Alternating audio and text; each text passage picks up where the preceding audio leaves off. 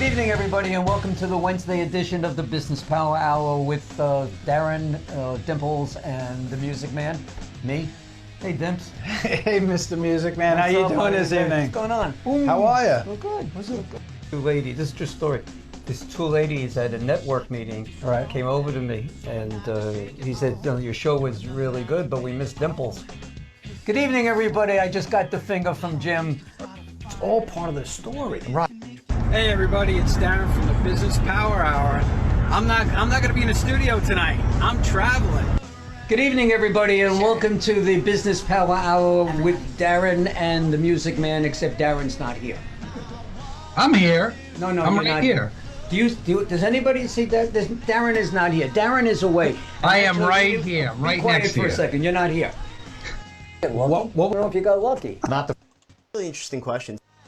That's a fantastic question, Norman. Wow. See, I got fantastic. You just got good. I got fantastic. Show's about him, so let's focus on that. Were you drinking before the show? Oh, Jesus. Oh, Jesus. There we go. We got it. It's good. No, it's... Now we got to There you go. Okay. Smother it. So. I think that's a music thing. It's making noise. It's making music. Is it? Yeah. That's so sweet. That's so sweet of you, Darren. By the way, this is a Yankee station. It's a Thank Yankee you. station. John, Thank you. it's a Yankee station. All right. Unfortunately... We got bugs in here. What's going on? I don't know.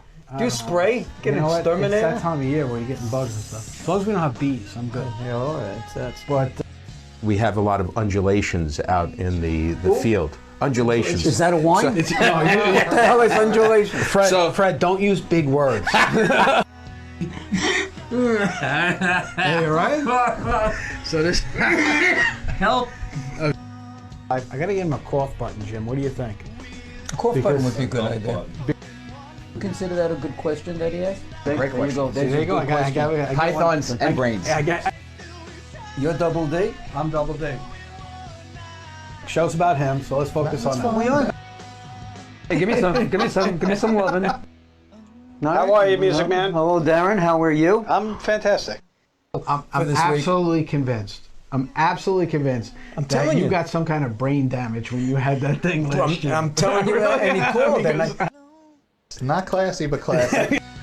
Seeing interviews by Darren and the Music Man. Ladies and gentlemen, Darren Siafi and Norman Wasserman. Let's do this. Yeah. Good evening, everybody, and welcome to the Business Power Hour with Darren and the Music Man. Hope everybody has a nice weekend and a nice week since last. What is today? Oh, today's Tuesday. Today's Tuesday, and we got a problem with our intro. And it's not 8 o'clock. The intro says, you say in the intro, welcome to the Wednesday edition of the Business Power Hour. So we're going to have to redo that. Want to do it now? No. Welcome to the Tuesday edition of the Business Power Hour with Darren and the Music Man. And Good not evening, only everybody. That, it's a little early tonight. I feel like I feel very spry. I have a lot of energy tonight. Oh, you're a spry guy. Spry guy. Well, usually, right? We're going at what time? 8 o'clock. Right? So now it's We 8 usually o'clock. finish past my bedtime. Yeah, right. Yeah. We have a good show tonight. We have a great show tonight. We have a good show tonight. We have three fabulous ladies, right? That all do something different. They all do something different. They all do the same exact thing. Yeah. They've written books, right? They write books. They write books. They write books. They do fantastic work in the work that they do. And they're good people. And they're very well known in what they do. They're very well known in what they do. So how did we score three lovely ladies? I didn't score them. I can't take credit for these guests. You scored every one of them. Well, I was being kind. You being kind by I'm sharing. I'm always kind. I share. I know. I know you do. So that's what because we got three. I don't want to waste a lot of time on. So let's jump on it on a kibitzing. So why don't you introduce these lovely ladies as I get them back into the room here with us?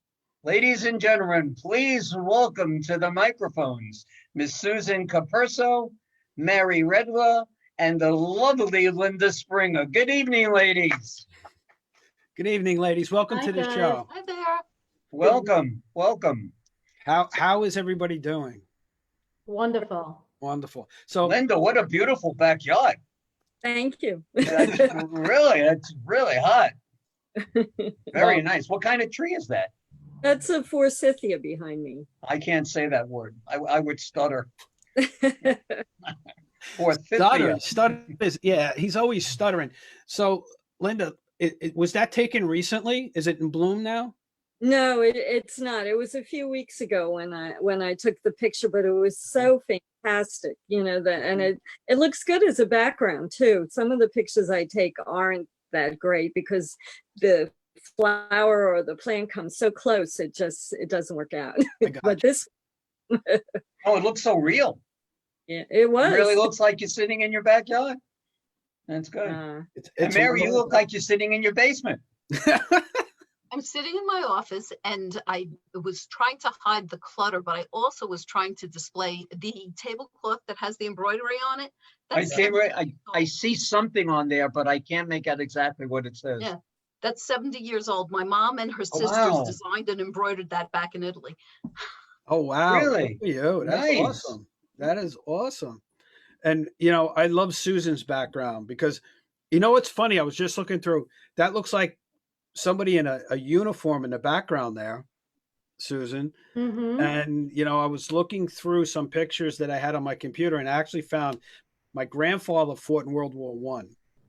All right. And he got injured. And I found a picture of him in his wheelchair when he was recovering, from World War I. I was like, oh my God. And, it's those pictures are great. I love those pictures. So meaningful, right?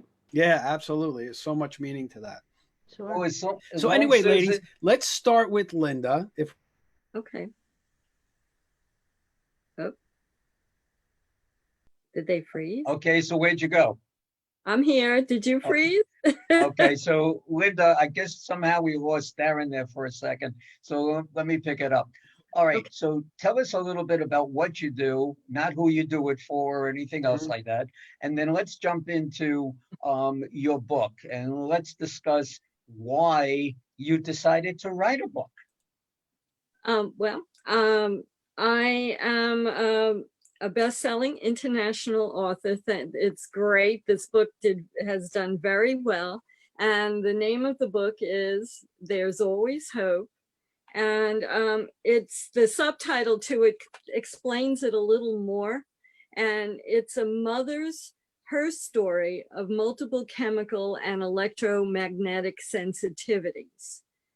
And what happened was 10 years ago, my son came home from college and he began to sink into the couch, our couch in the house. He started deteriorating and we didn't know what was going on. And we went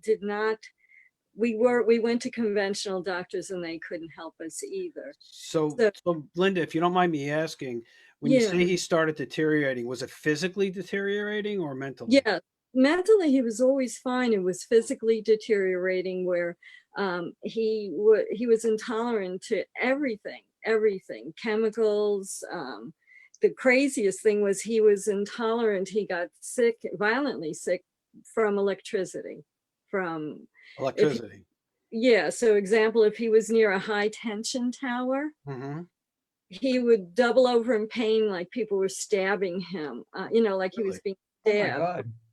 So we actually, if we were traveling with him in the car to my parents, we'd have to find a way, an alternate route, because we couldn't drive on the LIE between exit 58 to exit 55. If you've ever been over that way, there's like tons of high tension. This poor child would nearly die, so we'd find this alternate route down Sunrise Highway, down this just to make him be safe. And we felt kind of like what we're feeling right now, like we were in the twilight zone, like we were in some place that we've never expected to be, and we didn't know what to do with them. How old was he? He was 23, so it was 10 years ago. He just turned 33. So this happened when he was in his 20s? Yes. That's yes. what 23 is. Wow. Yeah. Yeah, I know that's what 23 is. I just want to, just to check in. Okay. All right, Linda, we're going to come back to you in a second. Susan, tell us a little bit about you and what you do and what your book is about. Okay. Hi, Susan Capurso. I'm an end-of-life doula. Can you explain what that is? Yeah, explain what a doula is. Absolutely. So like a birthing doula helps bring babies into the world in a warm and celebratory way. An end-of-life doula helps people transition out of the world at the end of their life in a warm and loving and peaceful way. Okay, so when you say that, some people get that Dr. Kevorkian feel in there and things of that nature, like you're sitting there giving them drugs and helping them go out.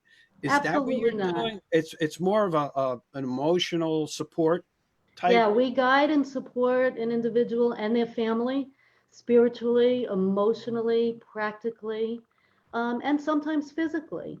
We're non-medical, so we're not an aid, but we do come in from beginning to end, preferably right after diagnosis, because I do a lot of work with the individual during the span of time that they have on their particular timeline. Right. And I can stay with them and the family through the last days and thereafter if the family needs me. Right. So tell us about the book you want to talk about tonight, because you've written more than one book, right?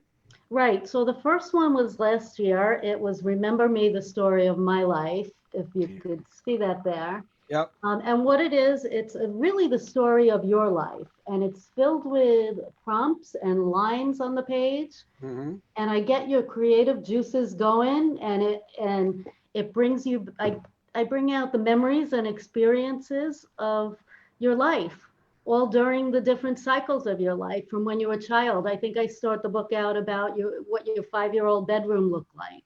Mm-hmm. And believe it or not. I want to interrupt you for a second, and I want to give you a compliment. Thank you. Now, we know each other from networking groups, and that's how we met.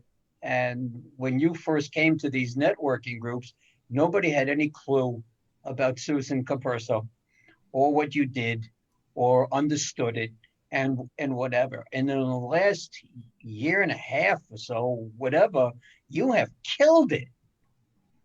You've been on various TV shows, radio shows. Your book has taken off.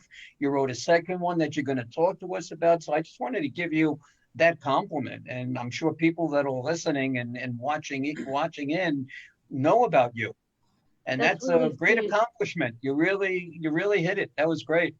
That's so sweet, Norm. And I really appreciate that. It means a lot. And Susan, you have fans. All right, because somebody wrote in and said that Susan lady sure is beautiful. And that's I love that person. Thank you. Well, it's Jessie Capurso actually wrote that. So I'm sure that's a relation somewhere in there. Jessie's on. We want to say hi to Jessie. Thank you, Jessie. Yeah, Eileen Karina's on as always.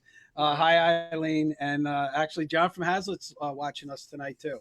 So I want to welcome those guys. Mark Krieger is on also, isn't it? Yeah, Mark Krieger. Yeah, it's shot in before the show, and he's there too. So we got a lot of loving people that are here and showing a lot of love. Right? Thank you. So I'll tell you real quick. I did this book, and it's one tool that I use in an invisible toolbox that I bring to my clients' lives. And I was approached by baby boomers to do workshops and all to complete the book, because we all have stories. I think everybody over 50 has stories and memories that they need to get in writing a little bit to leave for their future generations, right? We're all the ancestor in this room right now. And we have these things that we can leave to our future generations that they're going to be looking for one day. Right. You know what? Exactly what you're talking about is I would have loved to have had something like that book from my grandfather. Absolutely. And understand what he went through, because he came over from Italy as a kid That's right. And, you know, and in World War One, he got citizenship by joining the army. That's how he got his citizenship.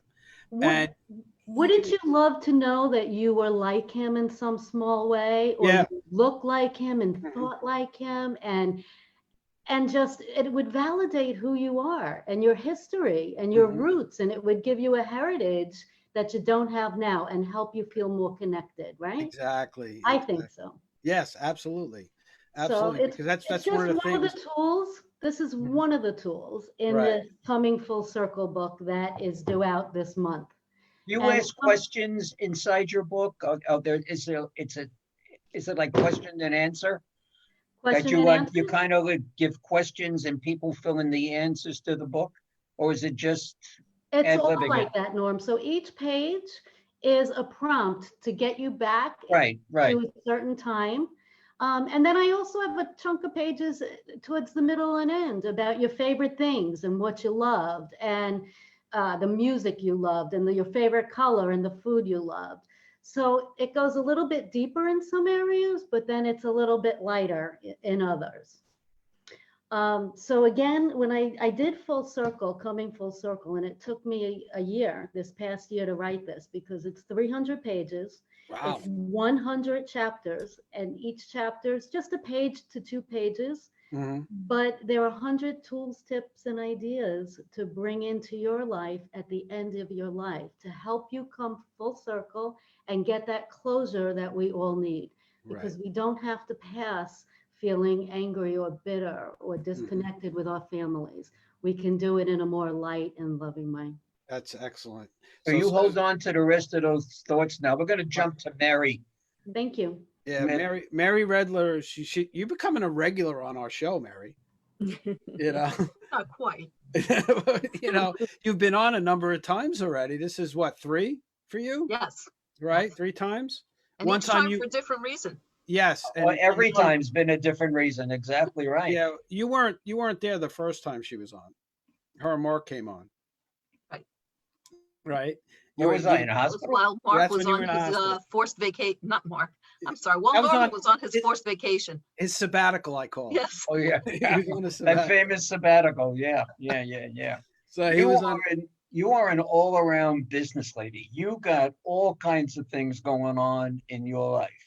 And I use some of your services from time to time because you're a prolific writer, which makes obvious sense of why you'd also be an author.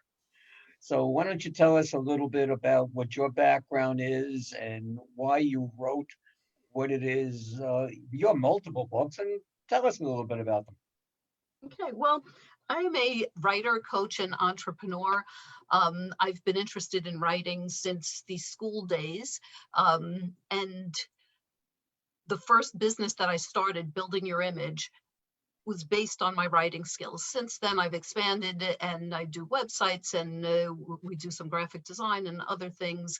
But it did all start with the writing. And I'm also co-founder of Step Ahead Networking with Mark Krieger, my partner, and we have 3 groups currently, and we're busy in the networking world. Groups. Yes, 3 networking groups, and we're busy in the virtual world. And at least for the foreseeable future, we intend to stay virtual with that because we have no idea of when it's going to be safe to do otherwise. Where were these 3 groups? Where were these 3 groups located? Well, currently on Zoom, but the physical concentration, one was at North Shore Towers, one is in West Hempstead, and one is in Lawrence. I guess you own the South Shore. Well, North Shore Towers is not South Shore. Oh, it's pretty down there. Okay. We're not going to argue about it. Anyway, we're not going to argue about the first book that I wrote, which is not the one that I'm going to be talking about, it's called Whose Health Is It Anyway? And it's really about using alternatives to have a personalized approach to your health. It's not instead of, but it's in addition to. I wrote 10 of the 23 chapters and invited 13 other people who are experts in their fields to each write a chapter. And having done that, it was like the floodgates broke, and my love affair with publishing just took over. So since then, through with people from Step Ahead Networking, we've published 2 other books. One of them is Cybersecurity for Small Business. Another one is Yearn, Earn, Learn, expanding your horizons through business networking. But the one that I'm really excited about, which is the one that I'm going to be talking about tonight, is called What's the Zip Code for Sicily, New York? It's a foodie memoir with recipes.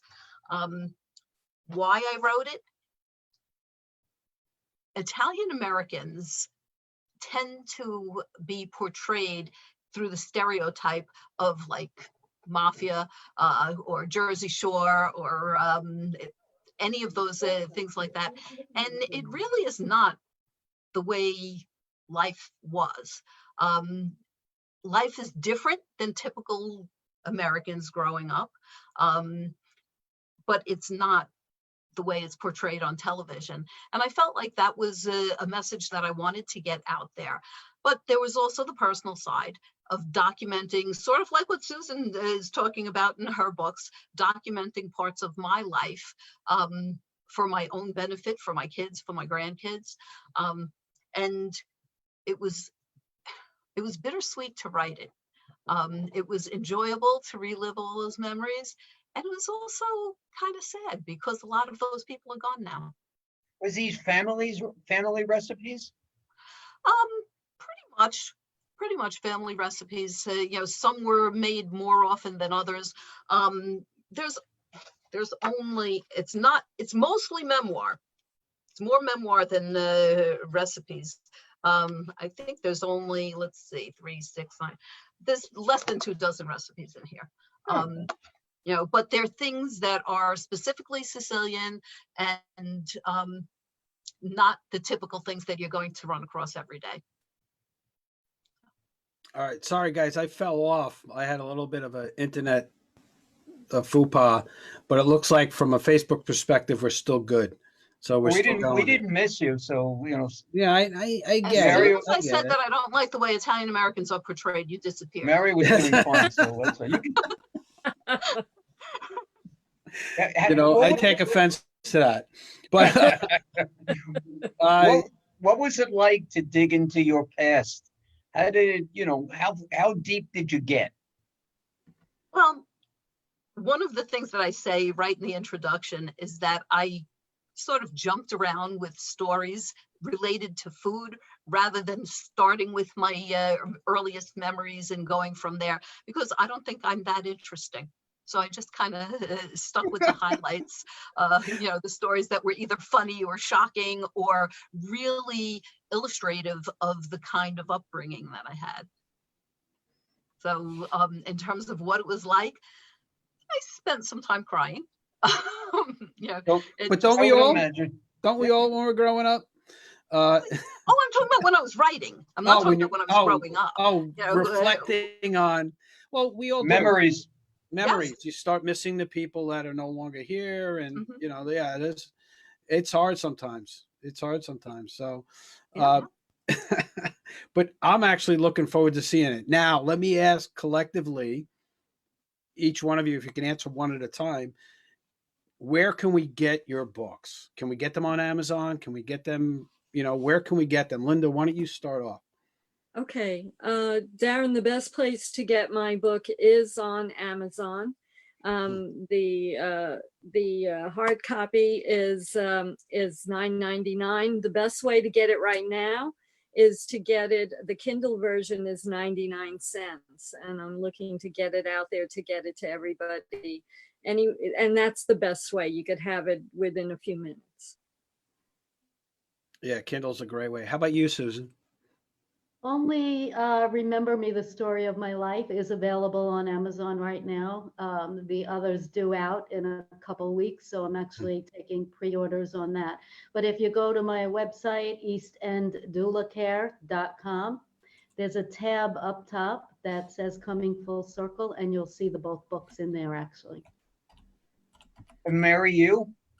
All of mine are available on Amazon. What Linda was saying about the best way to get it right now, if you have Amazon Prime, somehow the downloadable version ends up free. So there's no excuse not to read it. Well, that's because when you set your book up, it says, "Do you want your Prime members to get it for free on Kindle?" Yeah, and I'm okay with if that. they buy This was it. never about making money. No, Free is a good thing. Linda, let me jump back to you for a second. And you were talking about your son and what ailed him and what he had. What did you do to help him? I mean, how and what happened to make him better? Well, there were a few things we had to do. Number one, we had to find a doctor to help him. And we did. We found an environmental doctor on Park Avenue in New York City, who we actually went to. All the other doctors said, good luck. This is out of our realm of expertise. And we went to this doctor, and she said to us after we went in and had a consultation, I know what this is and I can help. And we oh my God, we were just so happy to hear that and know that he would have be well. So that was one of the things we did, was get him with that doctor. The other thing we had to do, which was so extreme, but we truly believe that it helped quicken his illness, was the first thing we did was we turned off the refrigerator. So because he was in such agonizing pain from his exposure. So we turned that off. So my husband and I lovingly referred it to camping inside. So we were doing indoor camping for that short period of time, right? And but it worked. He didn't watch TV or listen to the radio or anything like that at all? Norman, it was so unbelievable. He was sort of like a bubble boy. The doctor recommended we had to seal him in a room where there was only a sliding glass door in the back area that he could get in and out of. But we that's what we had to do. We got someone from HVAC who could seal off the vents for him, because he would have that reaction. And the other thing I did what was, if you don't mind me asking, what was the diagnosis? Sure. The diagnosis was that he was exposed to black mold. So he had black mold toxicity that was causing these symptoms. And it was coupled by the fact that he had a violent reaction to the antibiotic Levaquin. And then the third part of it was that what happened was, and he told us this at the consultation, and all three of us were like, oh my gosh, my husband, myself, and the doctor. He had found a mattress on the side of the road. His last year of school, he went and lived in a frat house. And he found this mattress, right? You understand, Darren. I've been there. Yeah. This mattress on the side of the road, and he slept on it for that year. So with all those things coupled together, what happened was that his liver shut down. It shut down, and causing, instead of where the liver will process the toxins, the toxins were flowing inside his body, causing all these horrible reactions. So how is that? What's the cure for that? Well, we had to do, the doctor had him on chelation, which is something where there's something put into the veins. I don't know it that well, but there's something in his veins where it actually grabs on to the toxins. Right. And it caused, you know it then. Okay, good. And the other thing was sauna. He had to do sauna. He had to do macrobiotic. And we also, what I did was I started growing organic vegetables so that he could eat and not have a bad reaction also. And the other thing is we had to bring in, the doctor asked us to bring in oxygen. So we had this guy with these big 3 oxygen tanks coming around the back of the house to get in, but he had to be on oxygen also. Wow. How's he doing now? Oh my God, thank goodness. He's doing wonderful. It took 11 months for him to physically heal. And he's happy, he's healthy. He's a life coach now, and he lives. Really? What a perfect choice. Yeah. Yeah, it's a great choice. It's amazing where all of that brought him.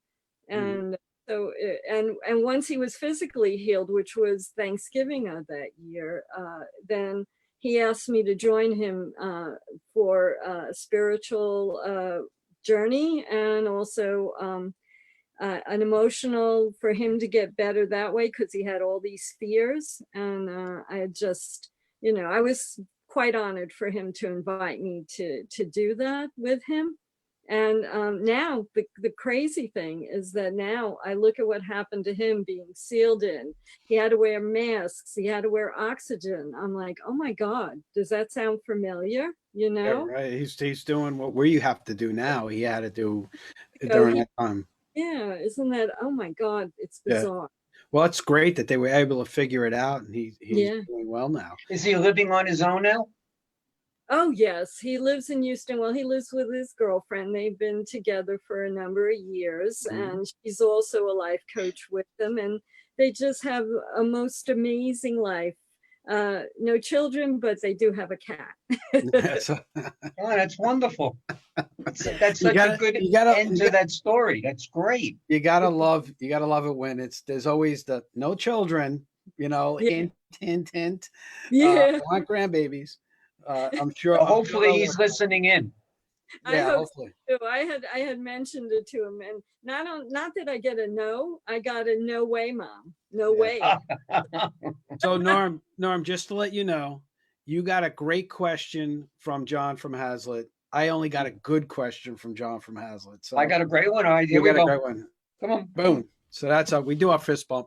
When we're in the studio, we fist bump when we get a good question or a great question. So when someone tells us we have a good question, so when somebody we don't assume that we have a good question. So yeah, I break it up. Excuse me. So which question of mine was great? I have no idea, nor do I. All right. Well, which question? Oh, you don't know then which one is. I don't know. One of yours was I think John's just doing that just to get us to talk about him. Why would he do that? Yeah, really. Susan, tell us, as a doula, what do you do for the end of life? Is it bedside? Tell us a little bit about. Yeah. Are you working besides the book? How do you operate? So that's a good question, Norm. And I spend a lot of this past year out talking to people and educating, because most people don't know what an end-of-life doula is, and they think birthing doula, right? So the first thing I do is meet with the family. They want to know, like, and trust you before they'll have anybody come into the house. But, I want to help ease that fear and anxiety. So a lot of the work that we do at the very beginning is educating. There's 3 phases that people go through at the end of life. You go through the initial shock phase after you hear that diagnosis, and that's a whole plethora of emotions and feelings and craziness at the beginning. And I go through and I educate on all the things that they're going to be feeling and doing during that shock phase. Is this done mostly in hospice?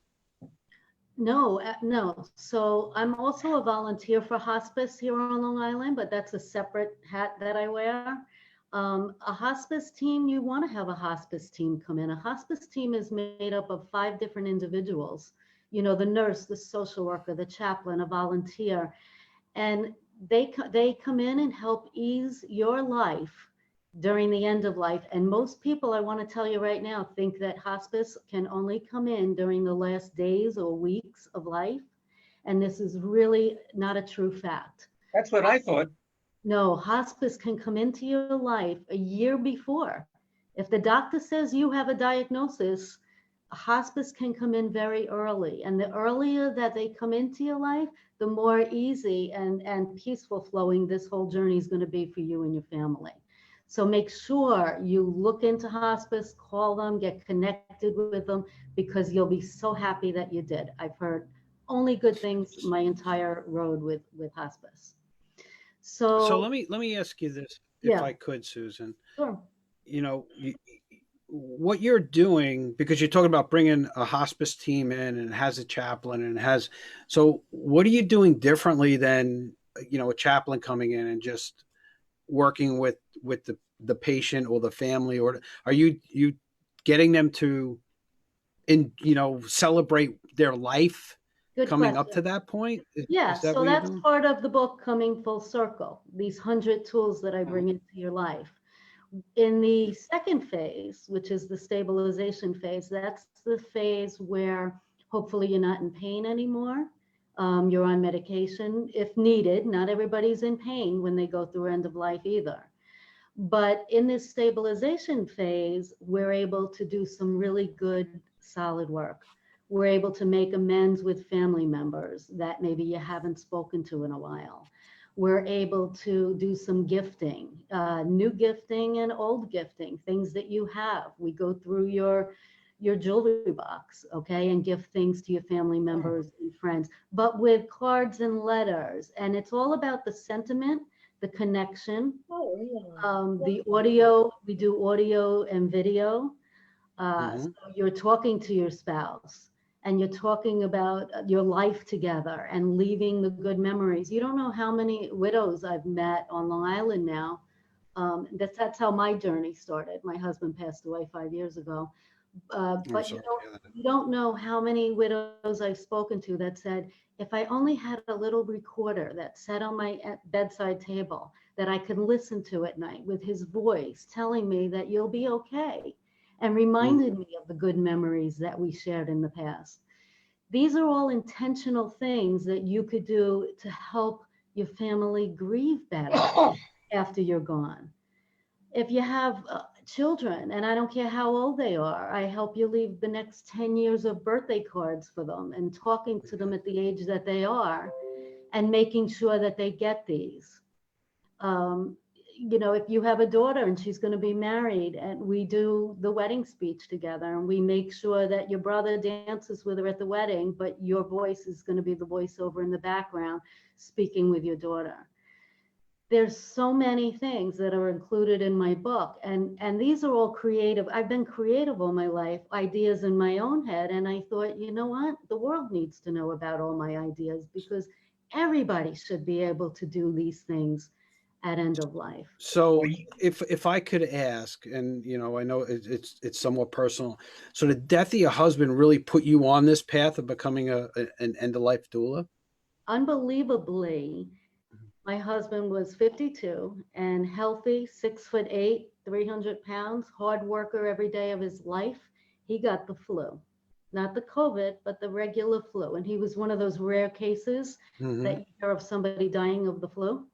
Yeah. He was one of them. And Wow. we thought that could happen. Within 24 months after his passing, I lost 14 other people in my life, close people. My mother, 14? My sister, my brother, my cousin, my uncle, my in-laws, my neighbors, my friend. I have a tree of life hanging on my wall here with everybody's name on it, but that many. And I didn't know you then. I realized that we weren't doing death right, and we could do it so much better. They do it differently in other countries. Over in Ireland, they don't have a 2-hour wake where everybody goes home and grieves horribly for the next years of their life. In Ireland, the whole town comes together and comes to your house, whether they know you or not. Right. Just to be there and support you and celebrate a life lost. That's some of the other things I do, and I tell you in the book, have a life celebration. And that's what I do as a doula. We have instead of the funeral celebration after you're gone, we do it a couple months in advance. So you're there to say goodbye and talk and tell your stories and do all these things now and have the communication and the honesty and the rawness and love each other. So now, Susan, if I can for just a second, you offer this service. All right. Now, how do people reach you? How can they get in touch with you? Is there a phone number that people can call you, or an email address that you would like to give out? That would be the best, yeah. So my phone number is 631-946-8100. So that's my phone number. And if you want to shoot me an email, you can send it to susan@eastenddoulacare.com. Mary, you also have a couple of services. Would you like to to mention what they are and give out a phone number as well, your call. Well, I mentioned earlier that my business, Building Your Image, is about helping businesses to do exactly that, build their image with branding and web presence and writing and so forth. We have Step Ahead Networking, which is our networking organization, and I'm also a partner in my son's plumbing company, which is Polo Plumbing and Heating. And probably the easiest way to keep track of everything is I do have a website that's just me. It's maryredler.com, and That's my simple contact enough. information is there. How about you, Linda? Is there anything that you'd like to give out your phone number so people can get in touch with you, maybe buying the book or ask you to autograph one and send it out to them? The best way to get through to me is through Facebook, and you can always ask to connect with me. I'd love to be a part of with you. One of the things that I do on Facebook is I'm a quoter, so I love to daily put some inspiring words out on Facebook. And also one of the other things that I do is I'm still an organic and gardener, very active in that. So I'm also known for posting greetings from the garden and posting some pretty magnificent pictures. So come join me. I'd love to meet you. How come I didn't know this about you? I don't know, Norman. You've known me for a long time. For a while. Well, I'm glad. Well, that's because, and let me guess, that's because, Linda, you can't get in a word in edgewise when you're with him, right? I'm this seeing is what he meant by we go at each other. I guess it's my turn now. Yeah. So I'm seeing a common theme in everything that you guys are doing, that it's really personal experiences that you guys are talking about and you're bringing to these books. And with each situation, you've had a life event happen that made you want to reflect and actually share and help, right? Yeah. By writing these books, that's what you're doing. You're getting it out there to let people know, hey, this is what I went through, and here are the obstacles I came across. Hopefully they're not going to be as hard for you as they were for me. Am I right in that assumption? Or that's right. Yeah. Yes, you are. Yes. Of course, except for the Italian cooking one, that one. Yeah, that's not so much obstacles, although there were many obstacles. I mean, just for example, the foods that all my friends ate was so alien to me that I was traumatized every time I ate at somebody else's house. Now, the purpose of writing these books, there's got to be multiple level of purposes. There might be 1, 2, or 3. Did it primarily make you guys feel better when you wrote it? Did you write it for that purpose? Did you write it to educate the world out there of what could be? Tell us. I wrote it to serve other people and to help them get through these hard experiences like I did. And for me, why I wrote it was for public awareness. Have any of you, except some of you know me, but have you ever heard of this and what happened to us? Never. No. Right. Never. To me, it was so alien. It was so alien that I really wanted to bring public awareness to this. And what I found in my research for the book is that there's thousands of people who are suffering, and more for with both the multiple chemical and electromagnetic sensitivities. There's actually sites on Facebook, groups of electromagnetic sensitivities and multiple chemical sensitivities that people write. They talk about their issues. Some people are pretty desperate. Other people are helping other people as far as giving them suggestions for what's going on. So for me, it was about public awareness and helping other people. Linda, can I just add a comment real quick? That's the beautiful thing of it, because you're bringing awareness to something that most of us have no clue about. And you did the hard work and the research, and you found out what the end result was. And now other people might think twice because of your story. Have people called you? Have people found you online or whatever and asked for some of your experience and what to do and what not to do and suggestions, or for the doctor for a recommendation? Yes, all of the above. And when I do, because as part of this, before we were in isolation, the last half of 2019, I did a lot of library events. I did an event. Susan was generous enough to share a table with me at a health and wellness fair, and I have people come up to me, and they go, "I'm dealing with this. What can I do?" So it is out there. Unfortunately, some people think that they may be a little crazy, and that it's not real, but it is real. I saw it. Wouldn't it sometimes, like people like you didn't know what was wrong, so you think sometimes you're like, is he making it up? Yeah. Knowing that, you want to believe that they're going through it, but it doesn't seem possible. It could be feeling these things, especially you going by power lines, and all of a sudden this guy bends over. Not only that, Linda, in your own house, I heard you speak once, Linda, and you talked about how we all had to shut the electricity off at night so we could get through the night and he wouldn't be crying in pain. Yeah, well, we did the refrigerator first, and then eventually what we did at night was we turned all the electricity. We went off the grid, as we would say, and we made it a whole experience. And then once he got better, we actually kept doing that. We had that fear, which unfortunately I think is going to happen to us going forward. Where every night for 6 months after he got better, we'd still turn the lights out at night because we were concerned. But it was a very unique experience. And unfortunately, more and more people are also experiencing it now. So I guess he won't be picking up any mattresses off the side of the road anymore.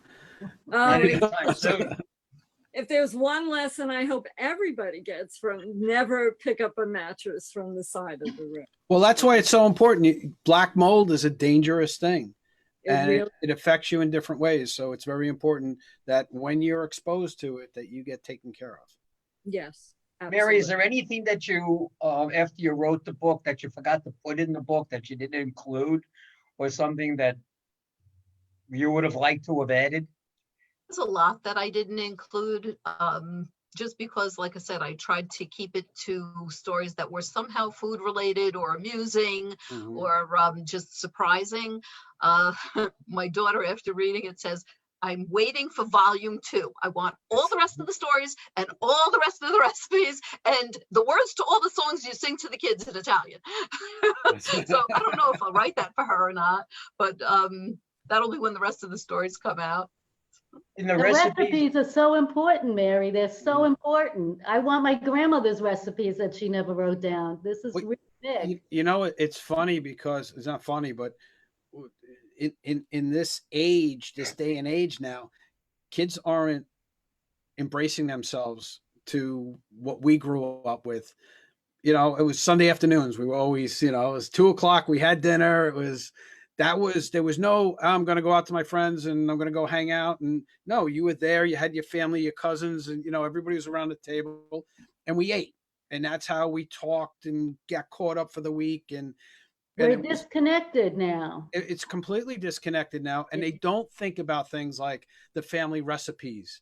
And, your daughter is saying, I want all of this stuff, which is great. But there's a generation now that's, below us, that is like, I really don't care. And I think one day they're going to wake up and say, you know what? I should have paid attention. That day might be now. Okay. Because a funny thing that's happening is that, one of the things that I've been saying is it's almost like I was training for this quarantine my whole life. In my house, we knew how to make pizza dough from scratch, and we knew how to cure our own olives, and we knew how to make our own cheese, and, all the things that most people have no clue as to how to do. I mean, occasionally you'll hear somebody who's anti-hunting say things like, well, why can't you go to the store and buy your meat in a plastic package like everyone else? Well, that animal was alive at one time too. I have an uncle I have an uncle who makes all the olives and the pasta and whatever. His name is Giuseppe. He's got a bunch of stores too, right? During this, he got so popular from all our family dinners that he opened up his first supermarket, and then he opened another one. So, that's it. Uncle Giuseppe. But right now that everybody's home, people are a little bit concerned about the food supply and so forth. So people are baking bread who never baked bread before, and they're doing all kinds of things. And I'm not even sure if any of you know about this. I've been putting it out on my Facebook page. The first week of the stay-at-home order, I started a Facebook group called La Cucina Quarantina. Well, I got something for you, Mary, before you go on with that. Okay. Like 2 weeks into the quarantine, we couldn't find yeast. I've heard that. We still can't find it in the stores. We actually had to order it off Amazon. We finally found it for somebody on Amazon, and we had to order the yeast. And yeast is used for baking, Norm. Thank you. We had to order the yeast from Amazon in order to we couldn't make the homemade pizza because we didn't have any yeast. Yeah, because everybody was buying it. But anyway, I just wanted to finish the thought about La Cucina Quarantina. It started, so now it's less than 2 months old. We have something like 250 people in the group, and people are actually becoming friends with people who they've never met before. That's great. Because we're bonding over food. People are talking about how to use up the leftovers, how to make an interesting meal with the things that are sitting in the cupboard. And it's actually a lot of fun. So, and if any of you wanted to join, I would be very happy to have you. Mary, what's your favorite recipe in your book? I would have to say it's the Christmas fig cookies. They're called cucciadate, and it's sort of like a glorified fig Newton, but instead of it being just plain figs inside, it's a mixture of figs, dates, chocolates, tangerine peel, nuts, cinnamon, and it just elevates it to a whole new level. And you lost me after the fig. Oh no, that sounds good. You've lived a sheltered life, Norm. That's all I can say. I like what I like, and fig and dates are not one of the two. With an uncle like Giuseppe, really? Yeah, really. With an uncle, he gets really pissed at me because of that. I mean, I like his cannoli cream and I like the other cakes he makes, but dates, some of us break not so out. much.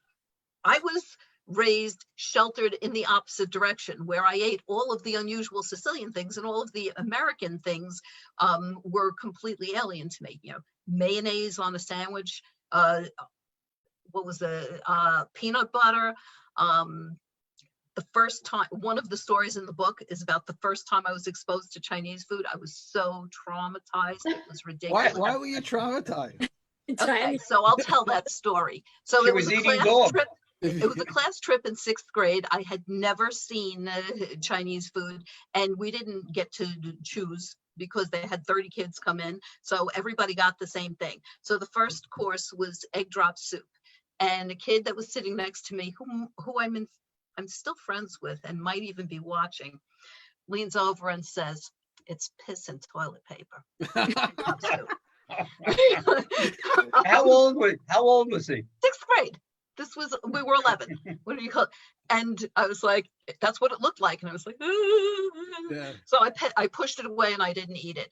And then the next thing that came was the combination platter. And there was an egg roll, which looked good, and fried rice, which looked good, and chicken chow mein, which was the very old-fashioned kind that they served with an ice cream scoop. Right. That's the best. That's the best. It was just this gluey green thing with what looked like shreds of cardboard on top. Right. And the same kid leans over and goes, "It's snot." So, I haven't had dinner yet, so this is all very, very good. I appreciate it. So I ate fried rice and an egg roll, but it was like, oh no, I think I was dating before I went near Chinese food again after that. Really? Okay. Well, believe it or not, we're almost at that witching hour. Yeah, I was just going to say, we want to go around the room one more time. And let's talk about any special events also that you may have coming up. So let's start. We'll start with you, Susan. what do you got coming up? Is there anything that, any webinars you're going to be doing, any, speaking? Because we're all speaking.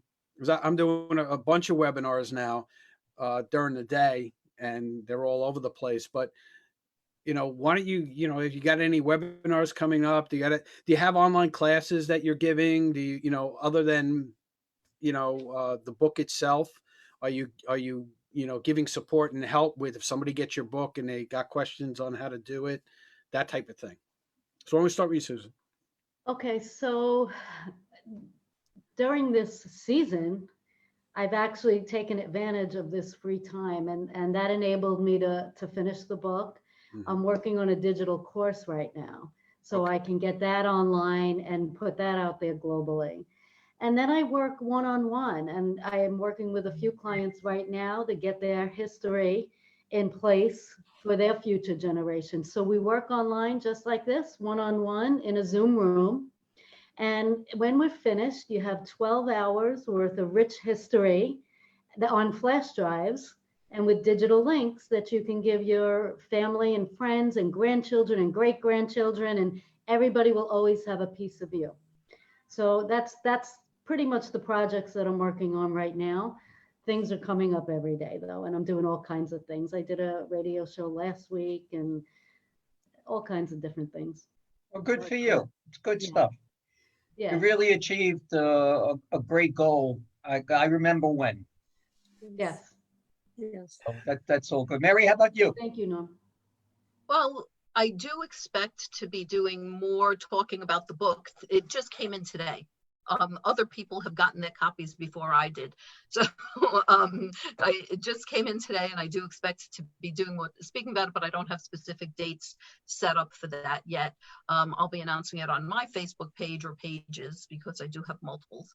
On the Tuesday the 19th at 7:30 p.m., Step Ahead Networking is going to have Jeff Goldberg, who is a sales trainer and coach.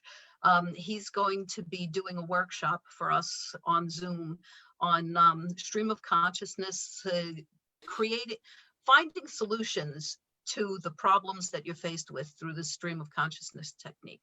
So that'll be on the 19th at 7:30, and that'll be announced through my social media as well. Terrific. Good stuff. Linda, anything with you? Well, besides hanging out, yes, there is. I've been fortunate. I've been asked to do a lot of things for the book. I have something coming up tomorrow that I'm going to be meeting with this person on Zoom to settle the time and the date, and I'll let everybody know once I have that. And also, if anybody is looking for a speaker, namely me, to talk about my book for an event or a networking group, I'd be glad to entertain that also. So tell everybody how they get a hold of you again if they would like that to happen. Yes. Get me on Facebook, Linda Springer, you'll find me. And I look forward to connecting with you. All right. We want to thank you ladies for being on. You guys did great. You guys did fantastic. If you guys can just hang out for a couple of minutes, Norm and I are going to say our goodbyes, and then we'll be right with you guys. So thank you ladies again for being on the show. Thank you. Thank you so much. Great show. Wow, man, what a fantastic show. I want to give a bunch of shout outs. Monica Bennett, Linda Forstak, Kathy Casali. We had a whole bunch of people. They gave some, Doug King is even on. We got a lot of people that came out. David Fielding, Debbie Viola. Debbie Viola. So hi, Debbie. How are you? Yeah, Jim Ryan was also on. Uh-huh. So, we had a great turnout tonight. Some great people. What's going on in your life? Oh, my life? I'm just, I'm so busy work-wise.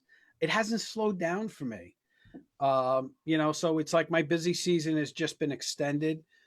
So I'm going, and that's it. It's stuff.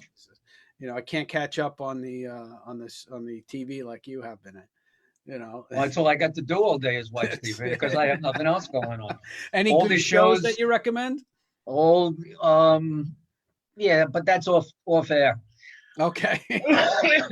But all our concerts have been postponed to later dates, and I can't tell you. Supposedly, my next show will be August 22nd, but I doubt very much that that'll happen.